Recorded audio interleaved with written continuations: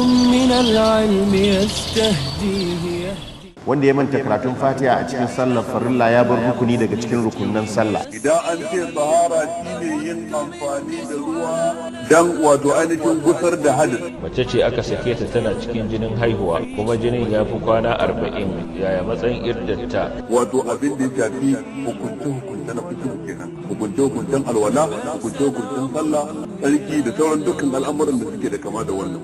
Menene dalilin zuwan jinin haila? Jinin da ke zuwa duk wata da ya mace budurwa, kuma wani hukunci ne ya haukanta a shari'a? Shin ya halatta ka baiwa mutum zakka alhalin kana bin sa bashi, daga baya ka zo ka ce ya biya ka bashin ka? Fas'alu ahla dhikri in kuntum la ta'lamun. Nurun min al-'ilm yastahdihi yahdini, ilmun min al-fikr yastasqihi yasqini. أمد مني سؤالا نحو طلعته حتى جرى النور في شرح وتلقين. أعوذ بالله من الشيطان الرجيم. بسم الله الرحمن الرحيم، والصلاة والسلام على خير خلق الله أجمعين وعلى آله وأصحابه والتابعين ومن اكتفى أثرهم واقتدى بهم إلى يوم الدين، وبعد. السلام عليكم ورحمة الله وبركاته.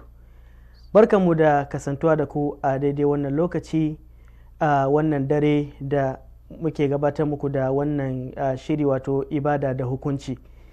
A wannan lokaci an samu kamar yadda yake a fili abubuwa daban-daban wanda suka zo na zamani wanda a da babu su, yanzu ana da su a ƙasa, wanda ake mu'amalantansu na harkokin mutane na yau da kullum, wanda waɗannan abubuwa sun yi tasiri matuƙa a cikin mu'amalan mutane na yau da kullum, har ma da abin da ya shafi kasuwanci da mu'amala na kuɗi. A yau muna tare ne da Dr. Zakariyya Sa'id.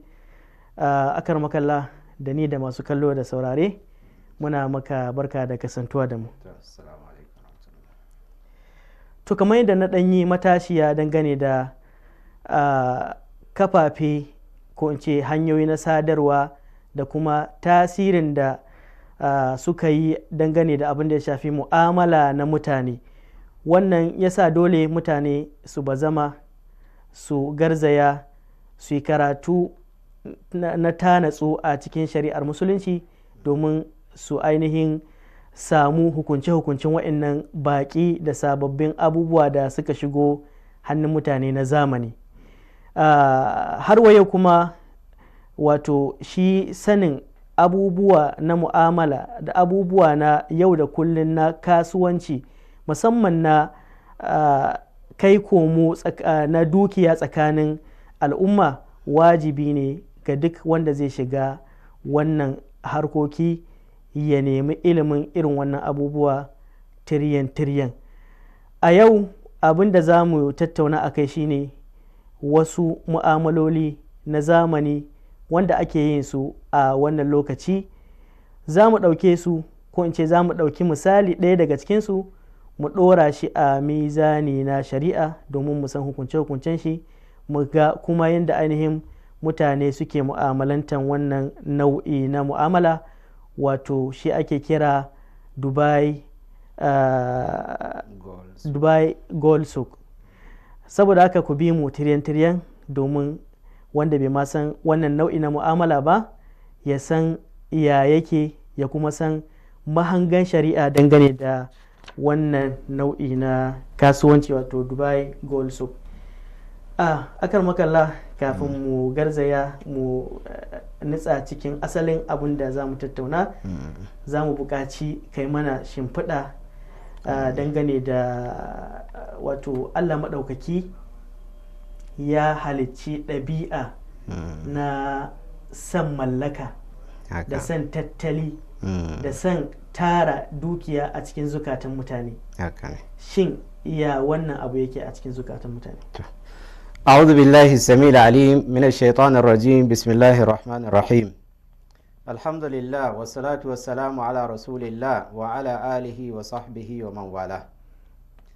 A hakika Allah madaukakin sarki ya halicci 'yan adam, da ya halicce su kuma ya halicce su da wasu abubuwa da suke bukata don gudanar da rayuwarsu.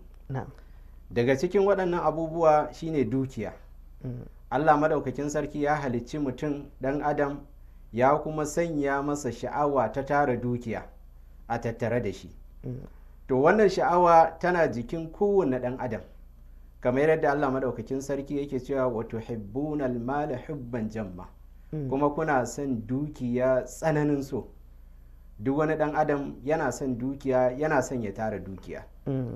Sannan Allah madaukakin sarki yana cewa zuyyina linnasi hubbu shahawati minan nisa'i wal banina wal qanatiril muqantarati min adh-dhahabi wal fidda wal khaylil musawwamati wal an'ami wal harth dhalika mata'ul hayatid dunya wallahu 'indahu husnul ma'ab.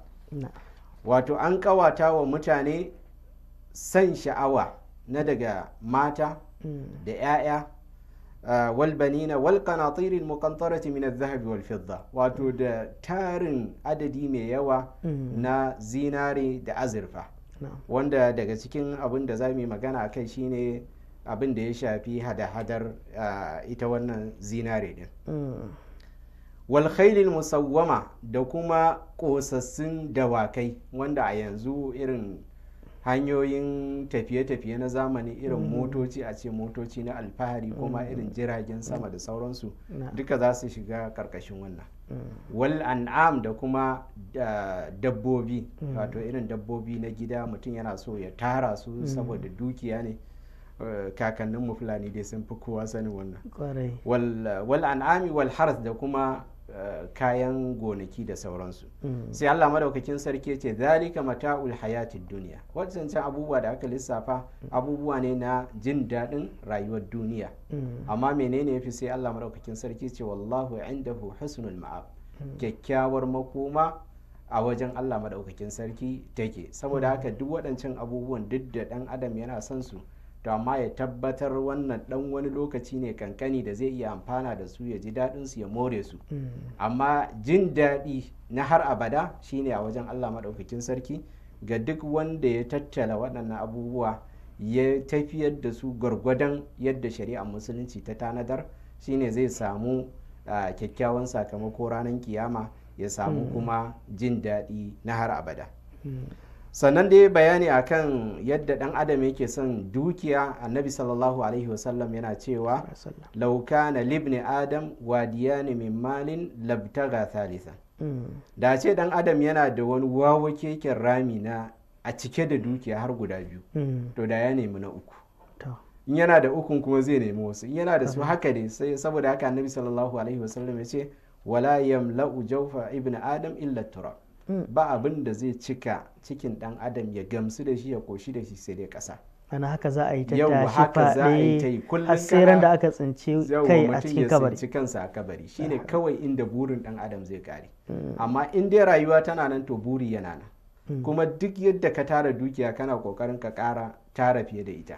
Haka dan adam yake, ba yadda za ka yi ka ce yau gashi ka samu dukiya da ta ishe ka rayuwa. A duk sanda ka samu kana ƙara samu, kana ƙara bukata, kana ƙara samu, kana ƙara bukata. Haka tabi'a ta ɗan adam take. Na'am. To saboda haka wannan ɗabi'a ce da Allah maɗaukakin sarki ya sanya a zukatan mutane. Saboda haka ba za a zargi ɗan adam dan ya so dukiya ba. Amma menene abin zargi shine wannan san dukiya ɗin ya sa kuma ya manta da Allah maɗaukakin sarki, ya manta da dokokin Allah maɗaukakin sarki, ya yi ƙoƙarin tara dukiya ta kowace hanya. Wannan shine abin zargi ga ɗan adam.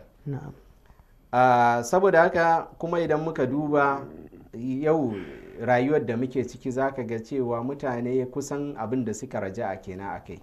Mutum shi dai burinsa ya tara dukiya, amma ba ruwansa ta wace hanya ya tara wannan dukiyar, wannan bai dame shi ba. Wane ya mallaki kaza, ni ma ina so na mallaka ko na mallaki fiye da shi. Wannan shine burin mutane da abubuwan da suke bukata a rayuwa. Kowa ya ga cewa ya mallaki gida, ya mallaki motoci, ya mallaki haka dai abubuwa na more rayuwa, ba tare da tunanin yaya ya kamata ya mallake su ba. Shin wannan abubuwan da ya mallaka shin ta hanya ce da addinin musulunci ya yadda da ita ko kuma a ta haramtacciyar hanya ce, bai damu da wannan ba, kamar yadda ake cewa a Hausa yake halal yake haram. Ko ta yaya shi da inda zai tara dukiya to ba ruwansa ta yaya ya tara wannan dukiya din. Sannan kuma daga cikin matsalar da muke fama da ita a yau a cikin al'umma shine mutane ba su damu da sanin ma hukunce-hukuncen addinin musulunci ba. Za ka ga mutum kullum muna faɗa cewa mutum idan zai yi wani abu na rayuwar duniya za ka ga ya shawarci wancan, ya je tambayi wancan. Misali mutum yana so ya fara kasuwanci, kasuwancin kaza din na ana samun riba, idan noma yake so ya yi menene idan ya noma zai samu riba. Zai bi mutane wanda suke da khibra akan wannan al'amarin da yake so ya fara, ya ji ra'ayin wancan, ya tambayi wancan, ya tambayi wancan. Ba zai fara haka kawai kai tsaye ba. Idan yana da motarsa ta lalace ba zai kai wa likita ba. Idan ba shi da lafiya ba zai je wajen bakanike ce ba shi da lafiya ba, ya san inda zai dosa. Amma addinin musulunci da hukunce-hukuncensa kowa ma in ma ko kar ya tambaya kwata-kwata kawai zai shiga ya fara harkokinsa gaba gadi, ko kuma ya je tambayi wanda bai dace ya tambaya ba. Allah madaukakin sarki kuma yana cewa fas'alu ahla dhikri in kuntum la ta'lamu. Wato wajibi akan dan adam wanda bai san hukuncin abu bai tambayi malamai da suka sani ya san hukuncinsa. Akwai wasu mutane keɓe wanda su aka siffanta, wanda aka keɓanta, aka ce mutum ya nemi sani a wurinsu, ba sosai, kowa da kowa ba kowa da kowa ba. Na'am. Kamar yadda muka bada misali, kana da mota ta lalace ba za ka kai wa likita ka ce gyara maka ita ba.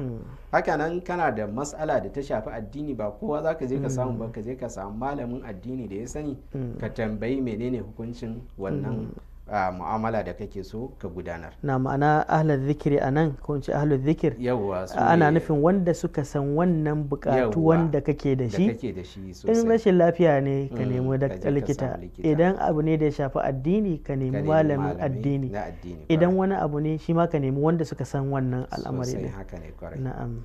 To yau mutane akan al'amuran duniya suna neman ahlul zikir, amma akan abin da ya shafi addini da lahira ba ruwansu. Kowa ma kawai ko ya yi kansa shi ma a matsayinsa kawai ya ba kansa fatawa, ya ci gaba da harkokinsa, ko kuma ya zai tambayi wanda bai dace a tambaye shi din ba, saboda shi kansa bai sani ba shi da ilimi akan wannan al'amari din. To malam, a wannan gaba, a wannan zamani a yanzu mun samu kanmu a wani yanayin da zaka ga mutanen zaka iya ba su uzuri ta wani bangaren kuma ba su da uzuri. Akwai wasu nau'i na mutane da sukan fito wanda asali ba masu ilimi ba ne, amma za ka ga rudu da cika ido da barazana da sauransu, sai mutane su rika ganin kaman malamai ne wanda za a iya tambayansu dangane da wasu matsaloli na addini.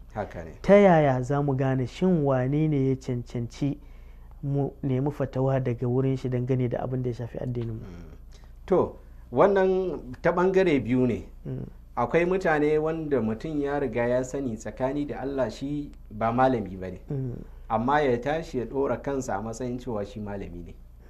Ko kuma mutane su zo su ga cewa, su ga alamun cewa shi malami ne, da su bashi wannan matsayi na malinta, shi kuma ya hau kai ya zauna alhali ya san tabbas shi ba malami ba ne.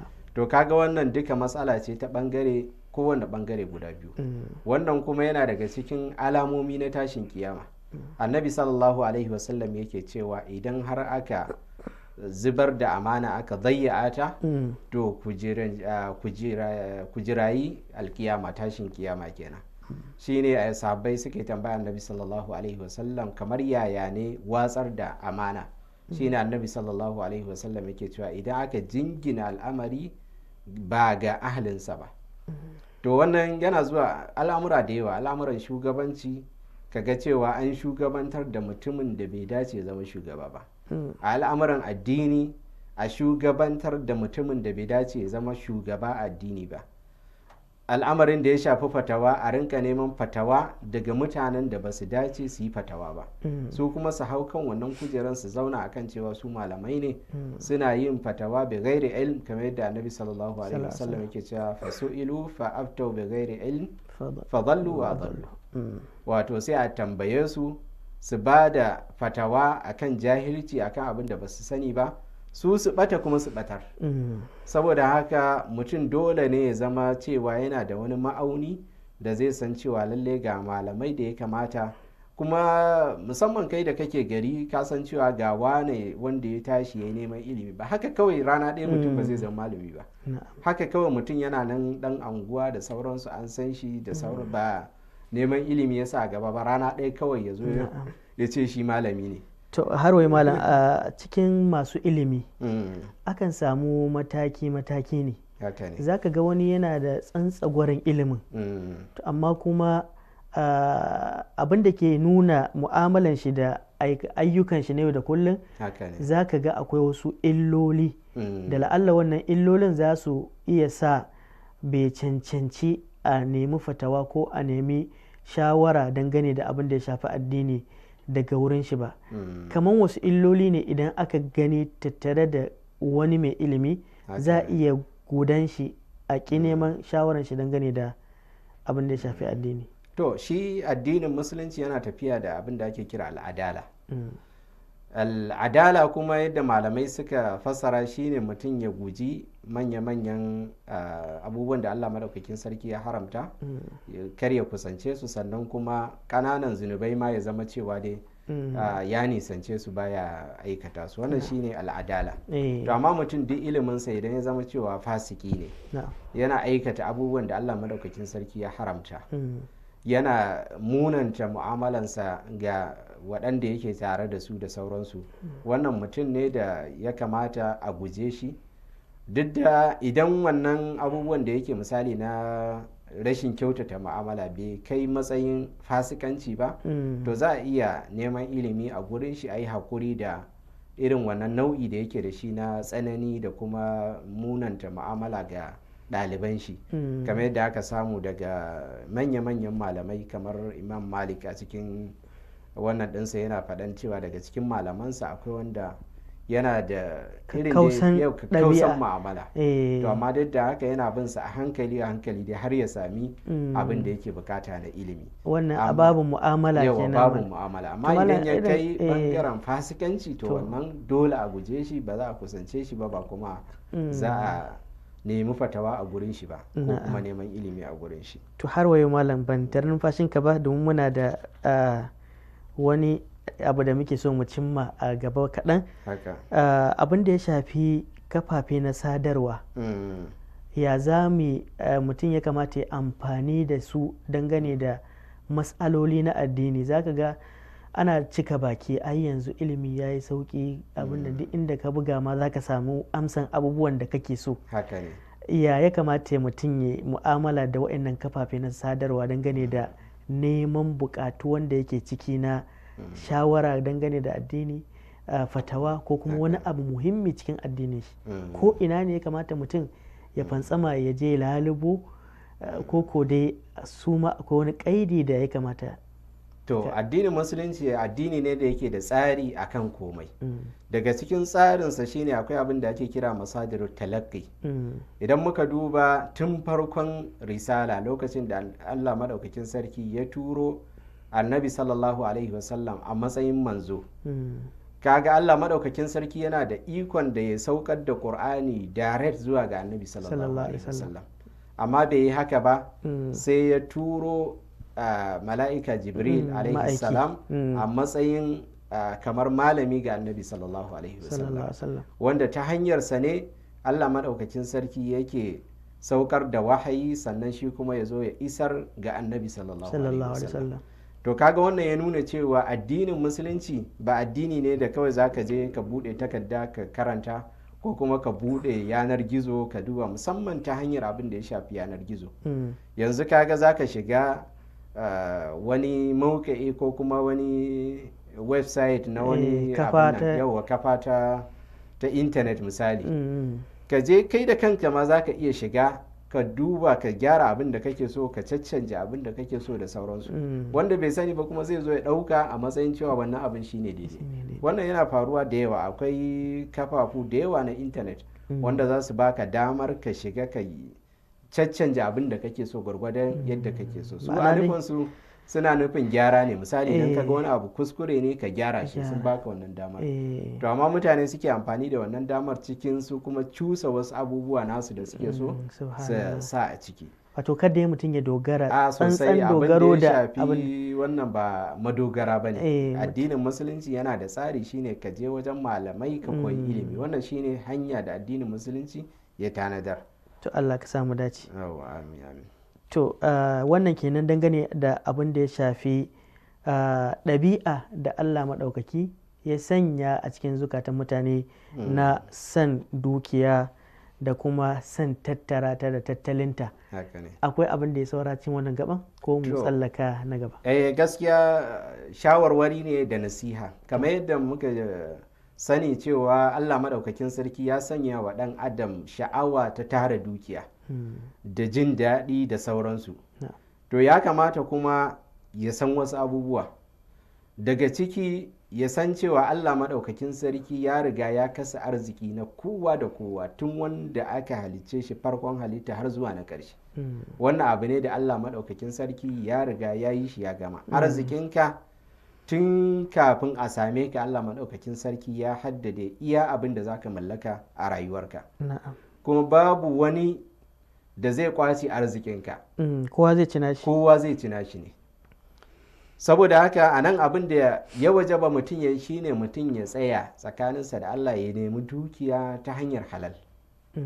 Wannan shine wajibi, saboda duk yadda ka bi ta hanyar haram da sauransu ka tara dukiya, to fa ba za ka tara dukiyar da ta wuce abin da Allah maɗaukakin sarki ya riga ya rubuta maka tun da cewa shine iya arzikin da za ka samu ba. Saboda haka annabi sallallahu alaihi wasallam yake cewa lan tamuta nafsun hatta tastakmila rizqaha fattaqullaha wa ajmilu fi talab. Wato ba wani dan adam da zai mutu ya bar duniya sai ya samu iya abin da Allah maɗaukakin sarki ya keɓance masa na iya abin da zai iya mallaka a rayuwarsa ta duniya. Sai annabi sallallahu alaihi wasallam yake cewa fattaqullah, saboda haka ku ji tsoron Allah wa ajmilu fi talab, ku kyautata wajen neman dukiya. A nan malamai suka yi bayanin cewa duk abin da Allah maɗaukakin sarki ya keɓance a kan cewa wannan arzikinka ne, to lalle sai ka same shi. Abin da ya rage shi ne kai kuma ka neme shi ta hanyar halal ko kuma ka neme shi ta hanyar haram. Saboda haka wannan ya rage zaɓinka ne, kamar yadda Allah maɗaukakin sarki yake cewa inna hadainahu sabila wa hadainahu najdai. Saboda haka wannan mutum ne zai zaɓar wa kansa ya nemi wannan dukiyar da Allah maɗaukakin sarki ya keɓance masa ta hanyar haram ko kuma ta hanyar halal.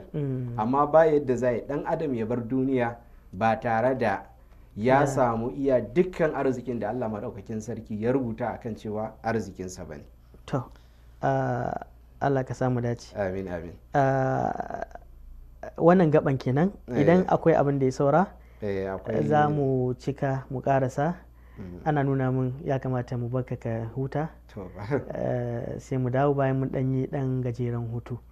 Don haka masu kallon mu da saurare kada a yi nisa da mu, bayan ɗan lokaci kaɗan ne insha Allah za mu dawo mu ɗora mu ci gaba daga inda muke tare da Dr. Zakariyya Usaid. Ku kasance tare da mu, kada ku nisa, za mu dawo bayan ɗan lokaci kaɗan.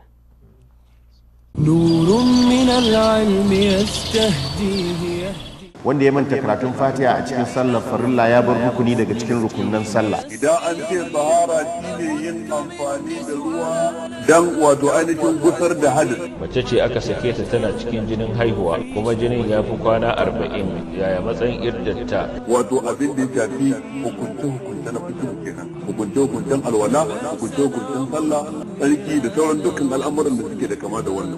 Menene dalilin zuwan jinin haila?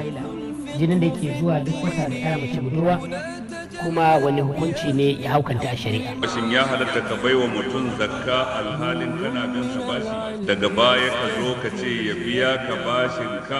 Fas'alu ahlan dhikri in kuntum la ta'lamun.